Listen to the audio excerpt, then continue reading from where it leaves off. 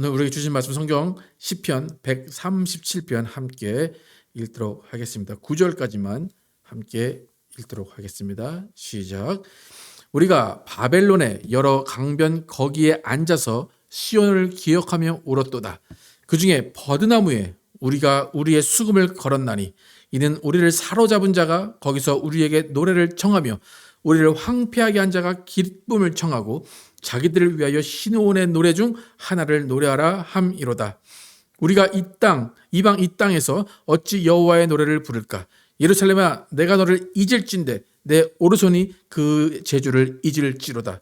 내가 예루살렘에 기억하지 아니하거나 내가 가장 즐거워하는 것보다 더 즐거워하지 아니할진대 내 혀가 내 입천장에 붙을지로다. 여호와여, 예루살렘이 멸망하던 날을 기억하시고 에돔 자손을 치소서. 그들의 말이 헐어버리라 헐어버리라 그 기초까지 헐어버리라 하였나이다. 멸망할 딸 바벨론아, 내가 우리에게 행한 대로 내게 갚는 자가 복이 있으리로다. 내 어린 것들을 바위에 메어치는 자는 복이 있으리로다. 아멘. 우리는 죽어도 하나님은 살아계십니다 라는 제목으로 은혜를 나누겠습니다. 지난주 시편 136편에서는 하나님이 역사를 주관하신다라는 것을 우리가 살펴보았습니다. 그리고 그 시의 저자는 하나님이 이스라엘에게 이루신 놀랍고 감사한 일들을 통해서 하나님은 선하시다, 하나님의 인자하심은 영원하다라고 고백을 했습니다. 그 다음 시편으로 오늘 이스라엘의 역사적인 사건을 다루고 있습니다. 136편과는 정반대로 136편은 하나님께 감사하는 내용들이 많이 있었습니다. 이스라엘 출애굽시키시고 가나안에 들어가게 하시고 이스라엘을 이끄셨다라는 것을 찬양했습니다. 그런데 오늘 137편의 내용은 처절한 내용입니다. 오늘 137편의 내용은 이스라엘이 멸망해서 바벨론으로 포로로 끌려간 상황 가운데 지어진 시입니다. 그러니까 이스라엘이 공중 분해가 된 겁니다.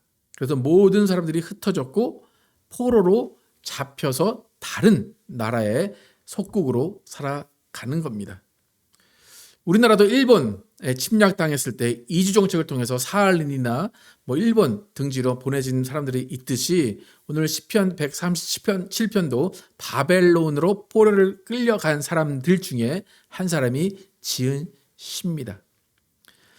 이 시편의 형태의 형식의 특징을 보면 저주의 시입니다. 이 시편에는 저주의 시들이 많이 있는데 그 중에 한 편입니다.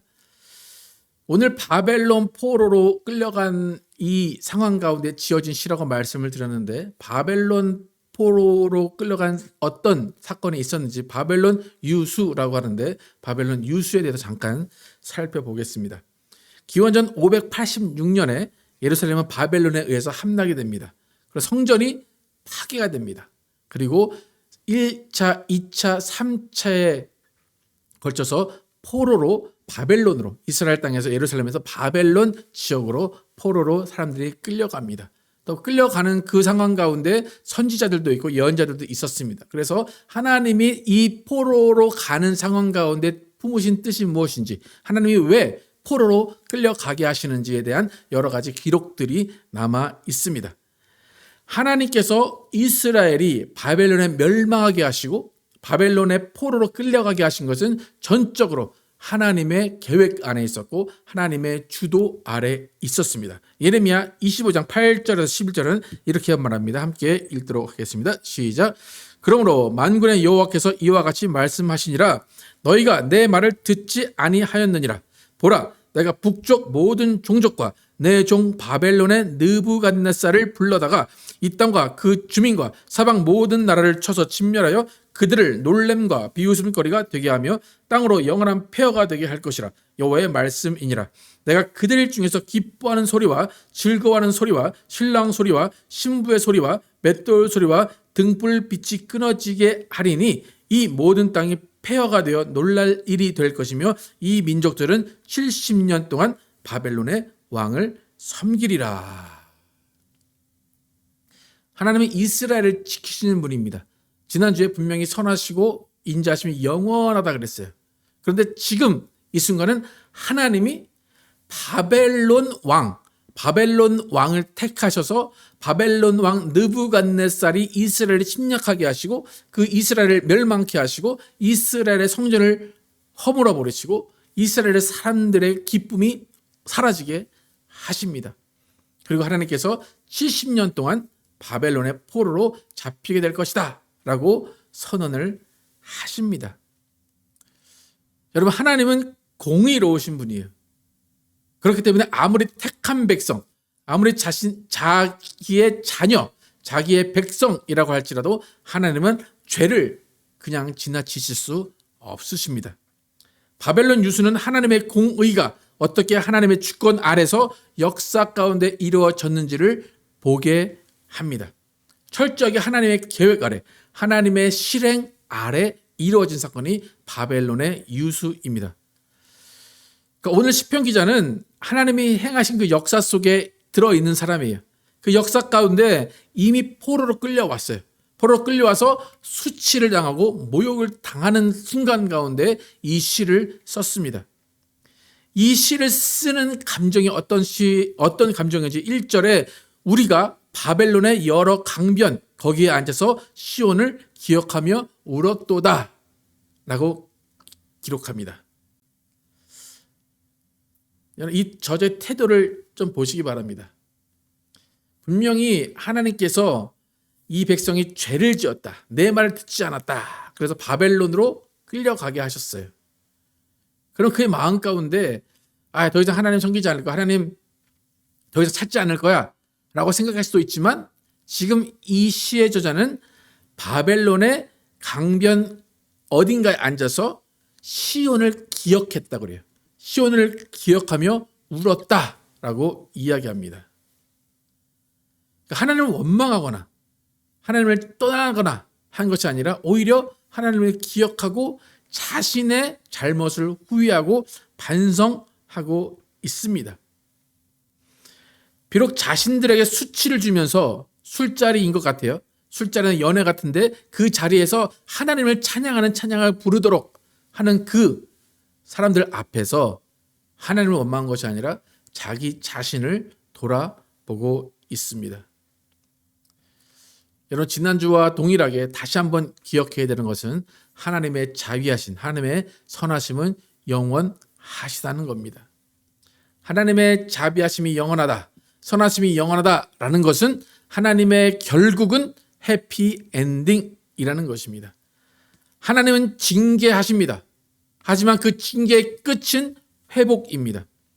하나님은 신실하신 하나님이시고 한 번 맺으신 언약은 결코 잊지 않으시고 반드시 지키십니다. 이스라엘은 죄로 인해 포로되었지만 하나님의 언약적인 사랑은 그들을 반드시 회복시키시고 반드시 돌려보내시는 사랑입니다. 여러분, 우리는 죄를 지으면 징계를 받아야 됩니다. 심판을 받습니다. 그런데 우리의 죄가 우리 가운데 있는 것이 아니라 그 죄를 가지고 하나님께 나오면 하나님은 그 죄를 없이 해 주십니다. 하나님이 죄를 가지고 있지 말고 내놓으라 하고 말씀하시는 것은 그 죄를 없이 해 주시겠다는 거예요. 해피엔딩으로 끝나게 해 주시겠다는 것입니다. 그런데 여기서 잠깐 살펴봐야 될 것은 이 시의 저자는 지금 자신의 잘못을 후회하고 있습니다. 바벨론 포로로 끌려가서 바벨론 어느 강변에 앉아서 울며 하나님을 찾고 있습니다. 그런데 이 시의 저자가 하나님께서 70년 후에 원래 본국으로 돌려보내신다고 하셨는데 그 70년 후에 본국으로 돌아갔는지는 확실하지가 않습니다. 이 시의 저자에게는 회복의 순간이 경험되지 않았을 수도 있어요. 그런데 결국 하나님은 이스라엘을 70년 후에 돌려보내셨어요. 그러니까 이 시의 저자가 그것을 경험하지 못했을지라도 하나님은 그 일을 이루신 거예요. 하나님은 회복을 명하시고 회복을 이루신 겁니다. 여러분, 여러분이 경험하고 있거나 여러분이 지금 상황 가운데 힘들고 있다면 그 고난이 내 삶의 전부라고 생각하시면 안 됩니다. 분명히 그 고난은 지나갑니다. 그런데 하나님이 그 고난을 분명히 지나가게 하시는데 나는 그 고난 가운데서 죽을 수도 있어요. 그 고난이 내게 전부일 수도 있어요. 그런데 그 시간이 다 지나고 나면 하나님은 언제 그랬냐는 듯이 그 고난을 다 없애주신 것을 다음 세대가 기억하고 그 다음 세대가 기억을 한다는 것입니다. 여러분, 대한민국의 광복을 외치다가 광복을 못 보고 죽은 사람이 있을 거예요. 많이 있겠죠. 그런데 결국 광복은 왔습니다. 내가 광복의 기쁨을 맛보지 못한다고 해서 그 광복이 오지 않은 것은 아닙니다. 그러니까 내가 볼 수 없다고, 내가 갈 수 없다고 하나님의 사랑과 인자하심이 사라졌다고 단정할 수 없다는 겁니다. 여러분의 기도가 지금 응답되는 것을 경험하지 못했다고 할지라도 하나님이 잊었거나 하나님이 응답하지 않으시는 것이 아니에요.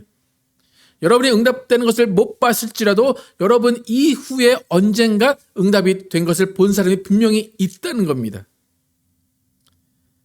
여러분, 시간이 지난 어느 시점에 하나님의 때에 하나님은 사랑으로 인자심으로 모든 것을 회복하시고 모든 것을 완성하시고 모든 것을 응답하시는 분입니다. 그러니까 이런 생각이 영원을 사는 사람의 생각이에요. 나의 때에 내가 나만 그것은 영원을 사는 사람이 아니에요. 나는 비록 볼 수 없고 나는 비록 경험하지 못했을지라도 하나님은 영원 가운데 어느 순간인가 그 일을 이루실 것이다 라는 것을 고백하는 사람이 영원을 사는 사람입니다. 여러분, 때로는 나라가 다른 나라에게 빼앗길 수도 있어요. 땅을 빼앗길 수도 있어요. 나의 사업이 망할 수도 있어요. 내 건강이 안 좋을 수도 있어요. 내가 암에 걸릴 수도 있어요. 그러나 그 모든 순간순간의 상황이 변할지라도 하나님은 변하지 않으십니다. 나는 목숨을 잃고 죽을 수도 있어요. 근데 하나님은 여전히 살아 계십니다. 하나님은 변하지 않는다는 것이 중요해요. 하나님은 영원히 살아 계시다는 것이 중요합니다. 우리는 죽어도 하나님은 살아 계십니다. 우리는 실패해도 하나님은 실패하지 않으십니다. 우리는 포기해도 하나님은 포기하지 않으십니다. 그렇기 때문에 우리는 나의 잣대로, 나의 판단으로 하나님을 판단해서는 안 됩니다. 우리 할 일은 끝까지 기다리는 거예요. 끝까지 언젠가 하나님이 이루실 거야. 내가 그것을 못 보고 죽어도 내 자손대에, 내 자손의 자손대에 그것을 이루실 거야 라고 믿고 사는 것입니다. 그런 믿음 속에서 때로는 조롱이 나올 수도 있어요. 비난이 나올 수도 있어요. 노아가 배를 짓는 그것과 같은 조롱이 나올 수 있어요. 그럼에도 불구하고 하나님은 계속 그 자리에 계시고 계속 그 일을 이루시고 그 일을 진행하고 계시다는 것입니다.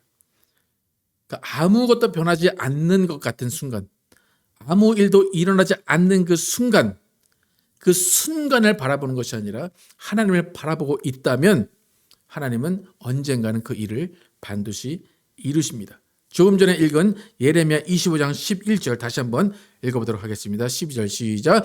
이 모든 땅이 폐허가 되어 놀랄 일이 될 것이며 이 민족들은 70년 동안 바벨론의 왕을 섬기리라. 70년 동안 바벨론 왕을 섬긴다 그랬어요. 하나님의 계획하신 70년 상당히 길어 보입니다. 그런데 역사 안에서 이 바벨론 포로로 잡혀갔던 사람들에게는 70년은 정말 긴 세월입니다. 평생입니다. 그런데 지금 우리가 70년이라고 생각하면 그냥 70년이라는 세월이 있었구나 라고 생각할 뿐입니다. 그렇게 길다라고 생각하는 것이 아니라 숫자에 불과하다고 생각을 합니다. 여러분, 일본이 한국을 통치했던 기간이 35년입니다. 바벨론의 70년에 비하면 절반밖에 안 돼요. 참 짧은 시간 같아요. 그러나 그 35년 동안 일제강점기에 살았던 사람은 그 순간이 너무나 긴 시간일 것입니다. 우리가 어떤 사건을 겪고 있고 그 순간이 지금 어려운 상황이라면 그 하루는 1년같이 느껴질 거예요. 그러나 그 하루는 영원에 비춰보면 아무것도 아닙니다. 오늘날 우리가 포로기와 같은 시간을 지날 수가 있습니다. 갑작스러운 질병, 관계의 단절, 경제의 고난, 신앙의 침체 등등의 어려운 일들을 당할 수 있어요.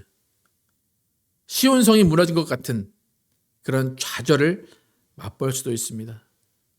그러나 하나님은 언젠가는 반드시 회복하실 것이라는 계획이 있으십니다. 여러분, 고난 자체로 괴로워하는 것이 아니라 고난 뒤에는 반드시 회복이 있다는 것을 믿고 기뻐하시기를 축복합니다. 우리 모두에게는 분명히 연단이라는 시간이 있습니다. 인고의 시간이 있습니다. 그 시간이 지나면 반드시 평안의 시간이 옵니다. 우리는 고난 가운데 소망을 잃지 않아야 됩니다. 그 이유를 예레미야 29장에서 찾아보겠습니다. 10절에서 14절 함께 읽어보겠습니다. 시작. 여호와께서 이와 같이 말씀하시니라. 바벨론에서 70년이 차면 내가 너희를 돌보고 나의 선한 말을 너희에게 성취하여 너희를 이곳으로 돌아오게 하리라. 여호와의 말씀이니라. 너희를 향한 나의 생각을 내가 아나니 평안이요 재앙이 아니니라. 너희에게 미래와 희망을 주는 것이니라. 너희가 내게 부르짖으며 내게 와서 기도하면 내가 너희들의 기도를 들을 것이요 너희가 온 마음으로 나를 구하면 나를 찾을 것이요 나를 만나리라. 이것은 여호와의 말씀이니라. 나는 너희들을 만날 것이며 너희를 포로된 중에서 다시 돌아오게 하되 내가 쫓아 보내었던 나라들과 모든 곳에서 모아 사로잡혀 떠났던 그곳으로 돌아오게 하리라. 이것은 여호와의 말씀이니라. 포로로 끌려가게 하신 하나님이에요. 그런데 이스라엘을 보고 하나님이 가지고 계신 마음은 뭐라고 하십니까? 평안입니다. 미래입니다. 희망입니다.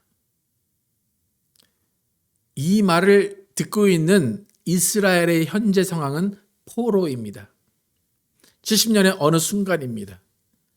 그런데 하나님은 그 순간에도 그들에게 평안을 요구하시고 미래를 요구하시고 희망을 요구하고 계십니다.